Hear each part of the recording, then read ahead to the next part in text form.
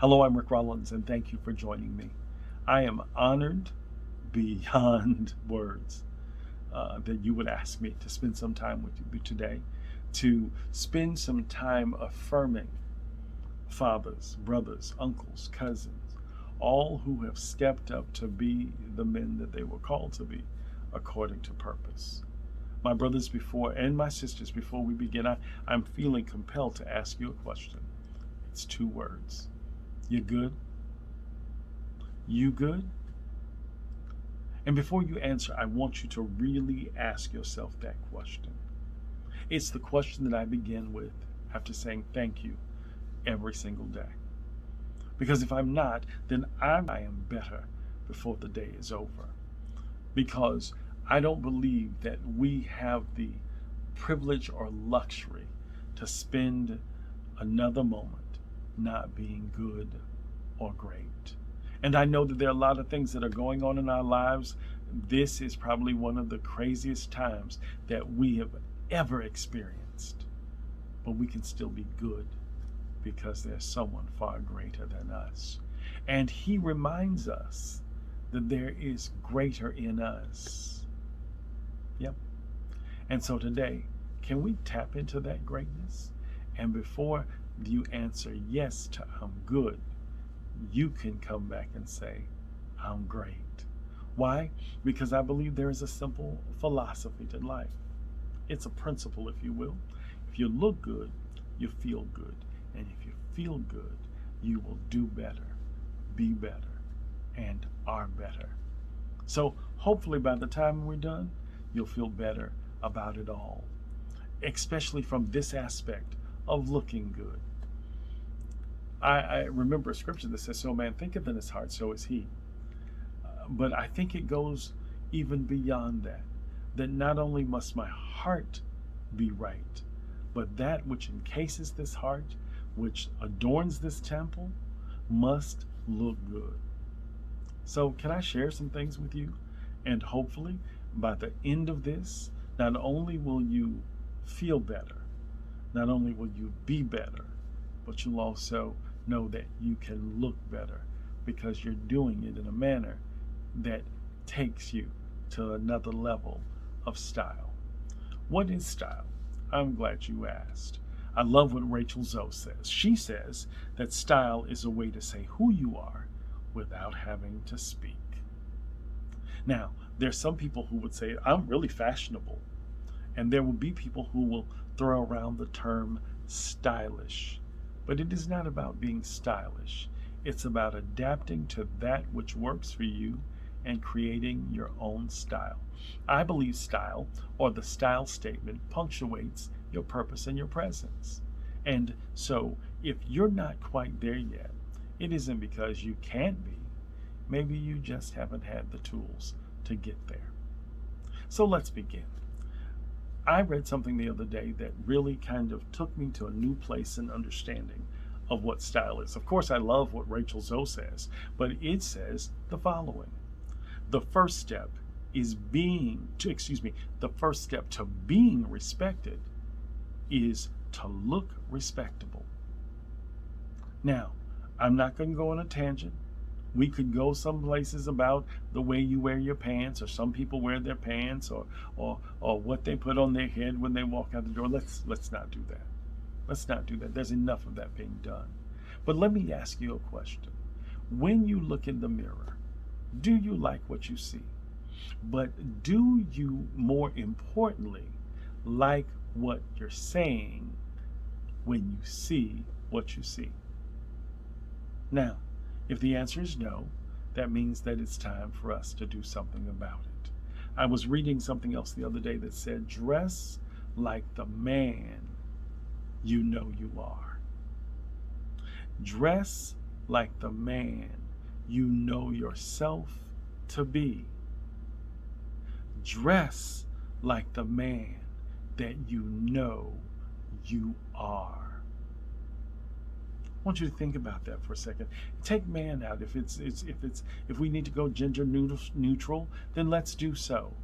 Dress like the person you know yourself to be.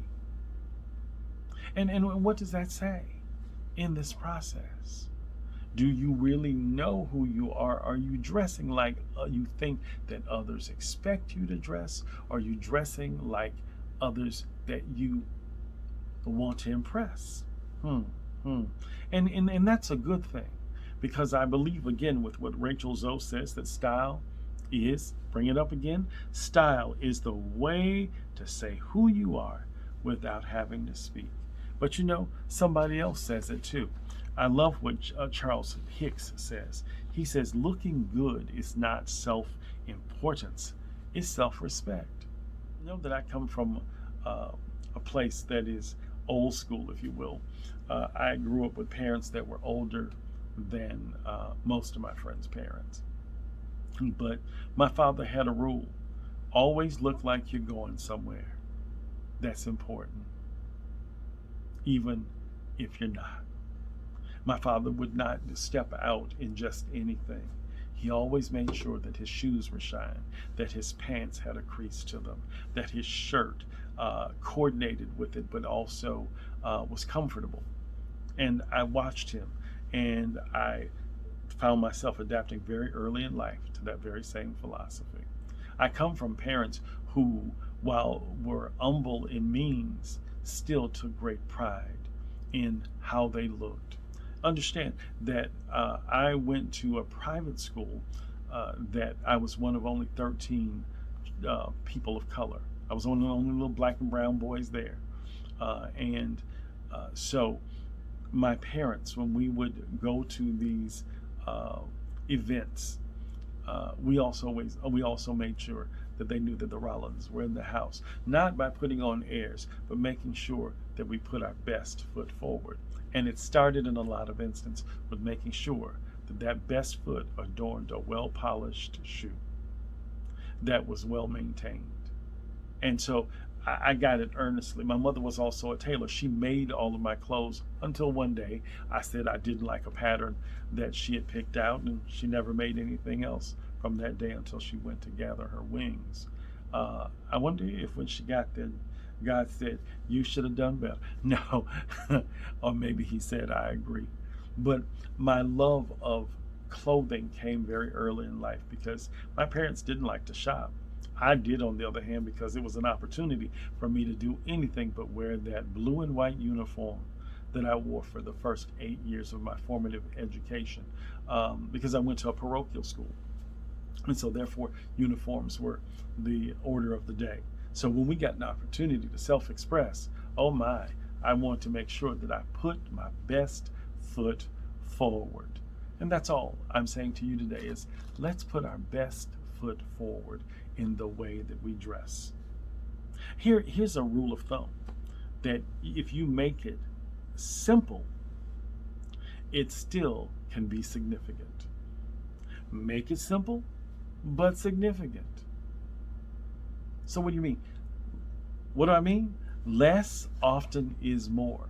Because everybody does not have the ability to put together stripes and patterns and pattern on pattern, or even take a color that is brilliant and bright, but yet and still tone it to where it not only makes a statement, but it also makes an appearance. Everybody can't do that. And that's where stylists come in. That's where the internet comes in. There is no reason today that anybody can't figure out what really looks well on them. There are too many tutorials. There are too many services. There are too many magazines. But here's the thing. Here's the caution. That there are going to be times that what they're wearing in the magazine is never to be worn in person, that it's only on the runway or at the Met Gala or on a red carpet. It is not for walking through West Shore International or any of the other malls. It just ain't. No, it isn't. No, it ain't. It really isn't. I want you to think about it. When you leave your home, my daddy used to say this to me all the time. When you leave the house, remember you're representing us at all times. And we work too hard for you to not represent us well. How many of us have adapted to fashion trends and said, I want to look like that, not realizing that fashion fades, but style is really eternal. Because you're fashionable, because you're fashionable doesn't mean that you've got style. It means that you know how to emulate something that someone else is doing. What makes you unique is when you develop a real style of your own. So how do we get there? Can I tell you? The first clue is to make sure that it fits. The second is to make sure that it's your size. Now understand that because it fits, that doesn't always mean that it's your size. And thirdly, that it is a color that complements your presence. Those are real simple things. It makes sure that the suit is not too big or it's not too tight to the point where you have no comfortability. Now, there are some suits that while they have a look, they have some stretch to them. Do you see this? They have some stretch to them, and so therefore they still provide comfort. There's nothing worse than seeing someone in something that is ill-fitting, because not only is it ill-fitting, it's unfortunate, because you've marred the opportunity to make the impression. Remember that oftentimes the only impression you have is the first impression, and that is the lasting impression. In the last few minutes that we have, can I share with you a few things that work well for me? One, wear a suit well. How do we do that? Again, by making sure that it fits, that it is your size, and that it is a style that is complementary to you. Everybody can't wear slim fit. You can still wear tapered and still have the same effect, but it doesn't mean that it has to be so tight that it ain't right, because tight ain't always right. Say it with me. Tight ain't always right. So why don't you realize today? Let's talk about that for a second. There are three aspects to a suit. One is the fit, two is the form, and three is the foundation. What does that mean? That means that it supports me and that it gives me the presence. So therefore, if it's not doing that, if it's a flat front suit, make sure that everything's flat up front. That means that you need to also make sure that, as women, make sure that their foundation or their underpinnings are appropriate. So are yours. Boxer shorts and flat fronts will never, ever coexist properly. You need to make sure that you're wearing something that is compressive but still comfortable. Calvin Klein makes a wonderful pair of micro trunks. And some of you are sitting here going, is he really talking about? Yes, I am. Because there's nothing more unsightly than something that is so unsightly that everybody knows your business. Even Victoria had a secret. So maybe Victor needs to have one too. So it's making sure that everything is in place, because if you've taken the time, here's the rule of thumb. If you have taken the time to buy a nice suit, don't you want to look nice in it? Let me quickly go where we need to go because I'm running out of time. Look at this. I'm never going to tell you to shy away from color, but make sure that it's your color. Okay? Make sure that it looks good on you, not just to you. I encourage you to look after your appearance, to make sure that you not only have on a great suit, but that you're well groomed at all times.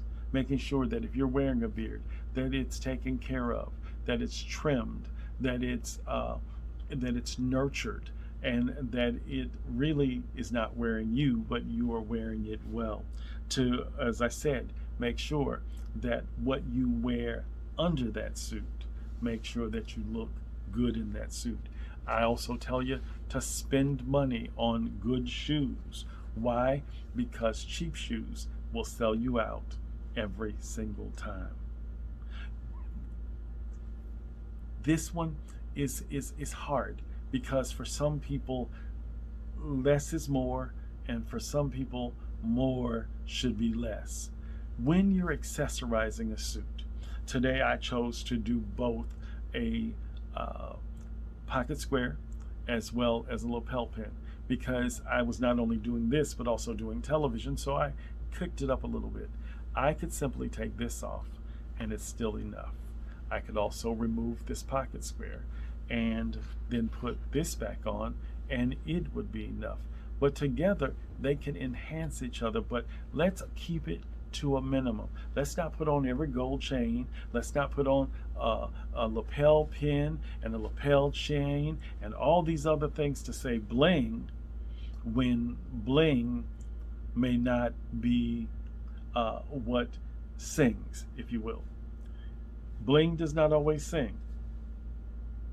Okay? Sometimes it yells loudly that you have no real taste or idea of how to tastefully accessorize what you're doing. So let's keep accessories to a minimum. That even includes making sure sometimes your socks can't be as loud as your tie. And if you're wearing a tie, make sure that they coordinate. Everything should pull up and pull down, so that if somebody looks you from head to toe, everything coordinates. If they look you from feet in those well taken care of shoes, even if they're older shoes, as long as they're well taken care of, there's nothing with taking your favorite shoes and having them resoled. If they look from the sole all the way up to the sole, they see something that makes the statement that I cared enough to give my very best. Here's the thing. It's easy oftentimes for people to adapt to trends and never know what looks good on them.